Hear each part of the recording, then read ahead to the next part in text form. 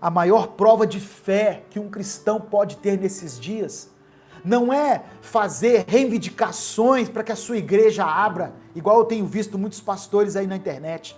A maior prova de fé que nós podemos ter é reconhecer que o Senhor é onipresente e cultuar a Ele de onde nós estivermos. Nessa semana, muitas igrejas estão impedidas de abrirem as suas portas. Eu fechei as portas há 1 ano atrás. Eu optei por isso. Primeiro porque a gente não tinha uma grande igreja física, eram poucos irmãos que estavam ali frequentando os nossos cultos assiduamente, aproximadamente umas 20 e poucas pessoas, e elas vinham de longe, algumas vinham de outras cidades.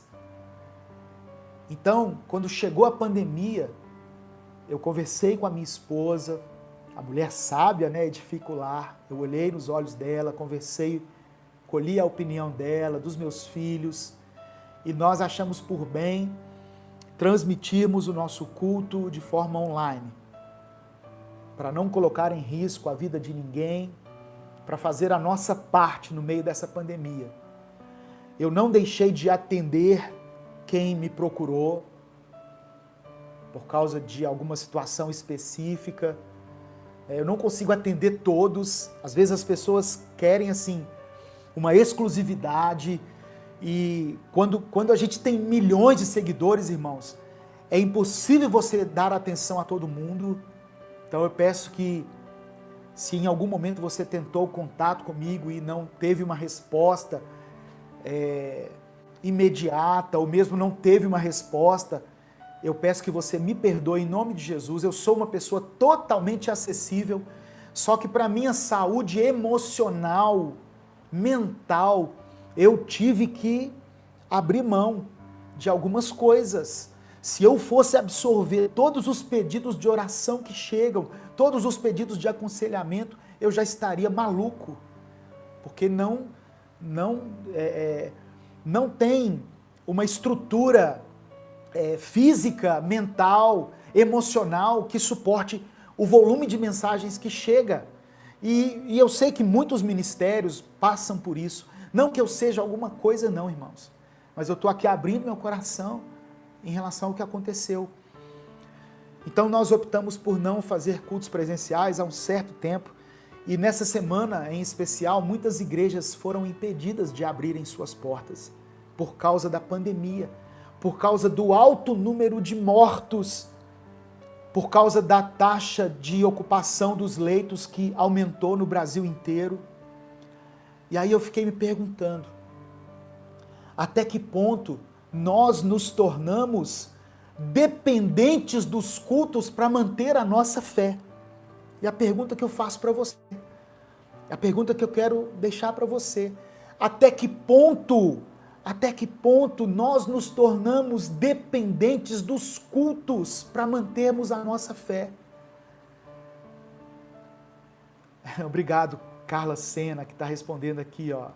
É um cara completamente acessível, amoroso, um cara de Deus, um homem abençoado, de família linda. A Carla Sena é esposa do Alex, estiveram conosco num encontro de casais maravilhoso, né, um encontro presencial, e realmente é uma bênção para nós ter conhecido ela, e depois nos ajudou num culto, num encontro de casais online.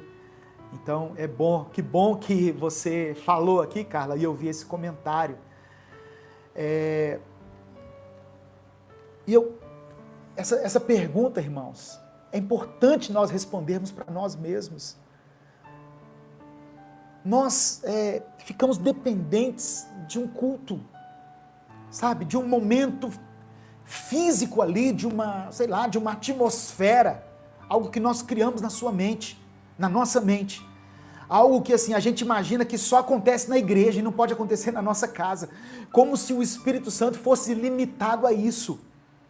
Esse é um tempo em que nós somos desafiados a manter a nossa fé, independentemente dos cultos, independentemente das reuniões, dos ajuntamentos, Presta atenção, meu irmão. Eu não estou tirando a importância dos cultos presenciais, não é isso. Muito pelo contrário, eu e minha família estamos morrendo de saudade dos cultos. 1 ano sem cultuar a Deus no templo.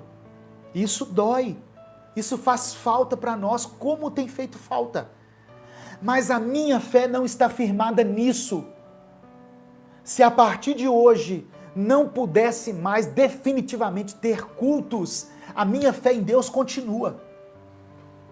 Porque eu alimento a minha fé todos os dias, através da palavra. Eu tenho um tempo de intimidade com Deus através da oração. Eu coloco louvor para ouvir aqui na minha casa, no meu celular. Quando eu vou fazer a minha caminhada diária, eu coloco uma mensagem, um louvor para ouvir.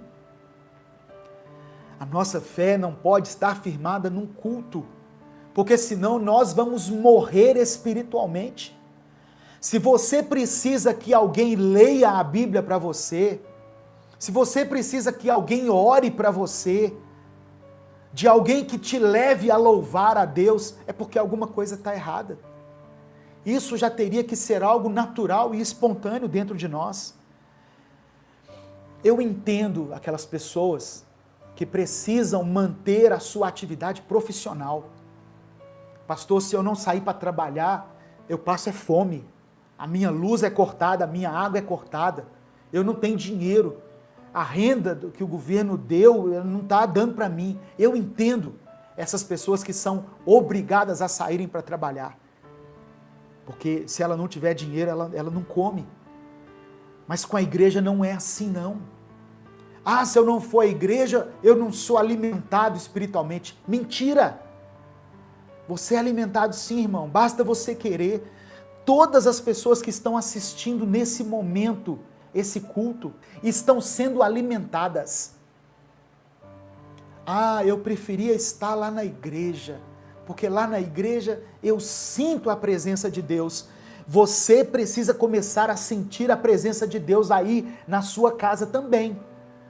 Porque senão nós voltamos com a síndrome do crente domingueiro, do crente, da pessoa que só é crente no domingo, dentro da igreja. Você está sendo alimentado aqui. Eu agradeço ao irmão Marcelo Alves, que se tornou membro do canal. Obrigado, meu irmão, que Deus te abençoe, em nome de Jesus. Você pode ser alimentado aí na sua casa, onde você está. Basta você buscar ao Senhor na sua casa. Deus não está limitado às paredes do templo. Eu quero deixar um texto aqui, não para alarmar você, mas para que você reflita comigo. Amós capítulo 8, versículos 11 e 12. Amós é um dos profetas menores. Ele escreveu assim: estão chegando os dias, declara o Senhor, o soberano, em que enviarei fome a toda esta terra. Não fome de comida, nem sede de água, mas fome e sede de ouvir as palavras do Senhor. Os homens vaguearão de um mar a outro, do norte ao oriente, buscando a palavra do Senhor, mas não a encontrarão. Nós estamos vivendo esse tempo em que as pessoas têm fome. Alguns estão passando literalmente fome de comida, mas a maior fome, a maior necessidade do ser humano é de ouvir a palavra do Senhor. Lembra quando Satanás falou para Jesus transformar pedra em pão? Jesus tinha fome, fome física naquela hora. E Jesus disse assim: nem só de pão viverá o homem, mas de toda palavra que procede da boca de Deus.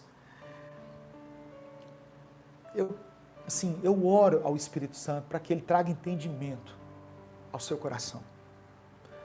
Eu não estou querendo dizer que não é necessário o culto presencial.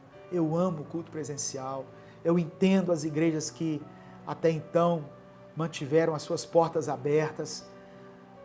Mas acima do culto presencial está a presença do próprio Deus, que não depende do culto. Amém? Obrigado, irmã Alessandra Paula, pelo superchat, pela oferta. Obrigado também, irmã Leide Santos, pela sua oferta. Que Deus abençoe todos os que contribuem com o nosso ministério. Em nome de Jesus.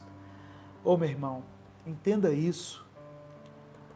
Nós estamos vivendo um tempo em que é necessário um isolamento.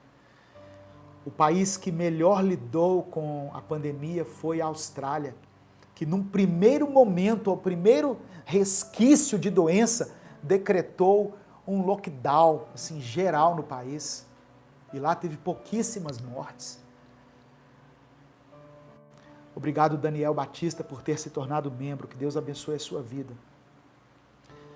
Estão chegando dias em que Deus vai enviar fome à terra. Não fome de comida, nem sede de água, mas de ouvir a palavra do Senhor. Esse é o anseio que deve haver no nosso coração. Não o anseio em ir à igreja, em ir para o templo, em colocar aquela roupa, encontrar com o irmão, dar a paz do Senhor para ele. Tudo isso é bom, meu irmão. Ouvir o louvor ministrar, meu Deus, que saudade. Que saudade de fechar os olhos, né? Tanto que o salmista falou, eu te louvarei na grande congregação, porque é bom. Mas a nossa necessidade real é da palavra, é de ouvir a Deus. A nossa fé, a nossa vida espiritual, a nossa santidade, a nossa sede, a nossa fome pela presença de Deus não pode estar associada a estarmos ou não em um culto. Nós fomos doutrinados dessa maneira, mas isso não é verdade. Esse é um tempo em que nós precisamos compreender mais do que nunca os atributos de Deus, a onisciência, a onipresença e a onipotência. Deus sabe de todas as coisas, Ele está em todos os lugares e Ele tem poder sobre tudo.